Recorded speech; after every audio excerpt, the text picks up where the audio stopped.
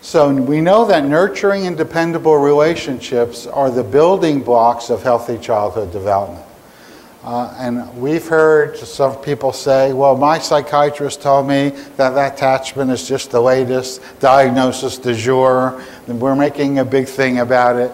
And what I tell people is have them refer to that report that was done by the National Institute of Health in 2000. So this is not that recent. And they took the best minds in the country in education, sociology, psychology, and medicine. And they did this year-long study, lots of money, 900 pages long. And what they concluded is that attachment is the single biggest factor in healthy childhood development. We know this to be a fact. Okay? So, we know that human beings are hardwired to connect. What that means is everybody has that program ready to go when you're born. And it either gets activated by the right types of experiences or it lays dormant. But everyone has that wiring ready to go. And that's why we've come up with a way where we could activate that attachment anytime in life. So when you miss that window of the first 3 years, it's not too late to have a happy childhood. And we'll show you how we've done that.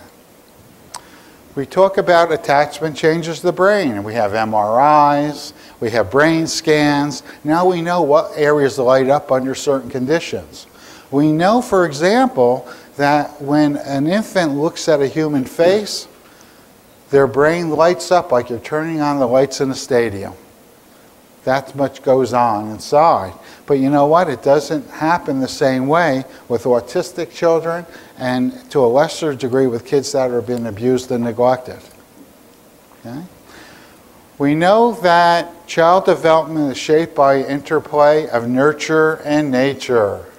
Okay? Some people think biology is more important. Some people think an environment is more important. Which is more important? Both are important, but something very interesting. There's a new field called epigenetics. Are you familiar with that? And what they have concluded is that you can change your DNA through experiences, which is very hopeful.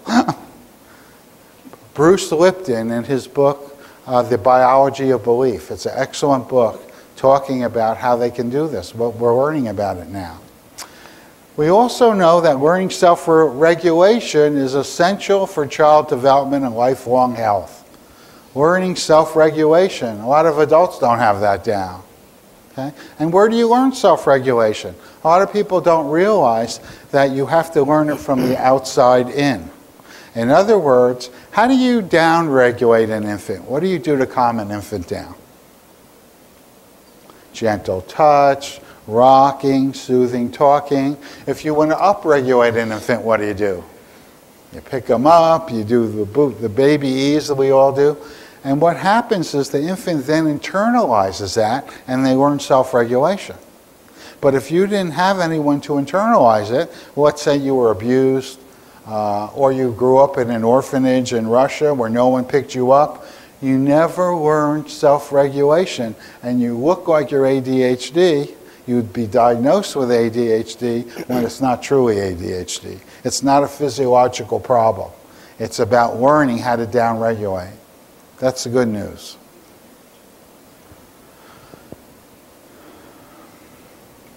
Take a look at slide number 16.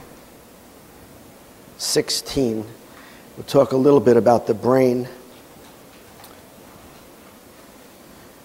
Well, number one, it's the most complex structure in the universe, which is kind of amazing when you think about it. 100 billion neurons, 10,000 synaptic connections. That's a lot of wiring going on, especially in the beginning of life, because the brain grows at the quickest rate in the first 45 months of life. 9 months in utero, first 3 years. 90% of adult size by age 4. Enormous wiring going on in the brain in those early developmental stages. And why is that important for the baby? Because the brain is what's called an open loop system. A closed loop system is, for example, your circulatory system. The blood keeps flowing. Good day, bad day, blood keeps flowing. But the brain is contingent upon the environment to develop naturally and normally. That is, it's an open loop system, and depending upon the care you get, the love, the safety, the protection, the attachment, that down-regulates your physiology, keeps the stress low, keeps you happy and healthy, that's affecting the development of your brain.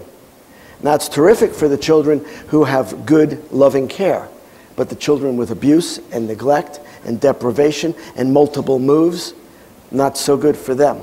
It affects that wiring of the brain. The brain is also what's called an anticipation machine. What happens in the past, we anticipate in the future. That's the programming.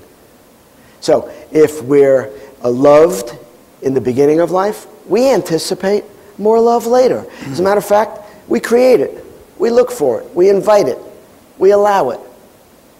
But if we're neglected and abused and have lack of secure attachment in the early phases, we unfortunately and unconsciously create more of that later on too. We're going to talk about more about the triune brain in a minute, but let's just finish this up because there's also two hemispheres of the brain. The left side, left hemisphere, is more logic and language. It's literal. And the memory system here is conscious memory after about age 2. It's called explicit memory. You remember yourself at your birthday party at age 3. At least some people do. However, the right hemisphere of the brain is more about emotion, body language, nonverbal cues, and this is where pre-verbal memory is, called implicit memory. That is, the mind and the brain is being programmed with memories. We're just not aware of it. We don't have language yet, okay? But it's still in there creating what are called mental models that lead to what's called the internal working model or core beliefs. We'll talk about those in a little bit. And the good thing to remember about the right hemisphere is that early on in life, babies are right hemisphere dominant, which means it's not about the words going on, it's about the eyes and the touch and the love and the connection that's programming their brains and memory systems. Yes? IWM is internal working model, and we're going to talk more about that. There'll be a slide in a little bit to help you understand different types of belief systems children develop. But the brain is also plastic. Neuroplasticity means that the brain can change at any time in life based on new experiences. The phrase in the field is, what fires together, wires together. So when you have new interpersonal emotional experiences, be they good or bad, healthy or stressful, that actually can change the wiring of the brain, which is why we know that good, healthy individual and family treatment and attachment treatment can rewire the youngster's brain.